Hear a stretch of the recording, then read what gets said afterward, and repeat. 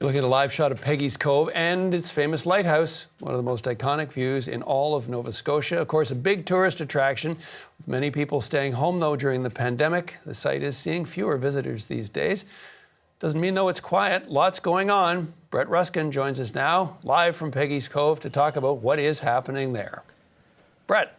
Well, John, you think if all of your customers stayed home, in this case it's tourists from all around the world who come here to Peggys Cove to see the lighthouse and the rest of the cove, that it would be pretty quiet. But that is not the case, because Peggys Cove is undergoing a construction project the likes of which it hasn't seen in decades. If you've been to Peggys Cove before, this is what you've seen. But if you come today, you'll see this. The biggest one-time construction project ever here at the Cove. Lighthouse meet heavy machinery. And it's all thanks to the pandemic. Owing to the reduction in the number of visitors, we've been able to really accelerate construction through that period. So because of the pandemic, you've been able to move a bit faster? Indeed. The pandemic also opened up new government funding, $10 million to further fast-track this work, raising roadways to defend against climate change, new buildings and accessible washrooms, plus the centerpiece, a new viewing platform that looks like this, but will soon look like this. You still can climb over the rocks, and we know lots of people still want to be able to do that, but you don't have to in order to have a great experience. And in that way, we're making the experience of Peggys Cove available to many more people. And it isn't just government working to renew the Cove. Paul Hansen and Eleanor McCain spent $1.6 million last month to buy a cluster of historic buildings with plans to restore them.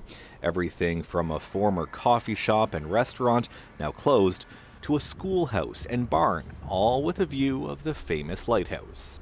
This project isn't about me, it's not about us. It's about Peggys Cove.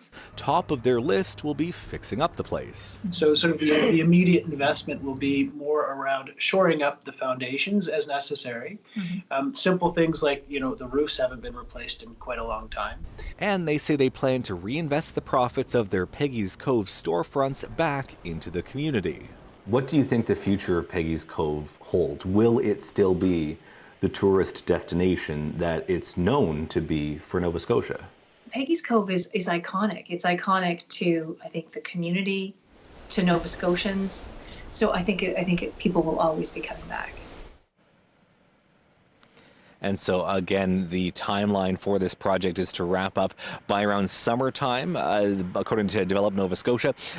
The response to this platform and to this project so far has been positive, but a little mixed here and there, saying it doesn't quite meet the authenticity of the site. But accessibility advocates are saying this is fantastic. This should have been done a long time ago so that everyone can access this site and get that same kind of a view. As for, again, when people might be able to be welcomed back, when things might wrap up entirely, they should be done by around summertime, meaning that folks on the East Coast might be able to come here, but certainly by next summer, when Peggys Cove welcomes the world once again, perhaps it'll be a whole new experience for those visitors and those tourists.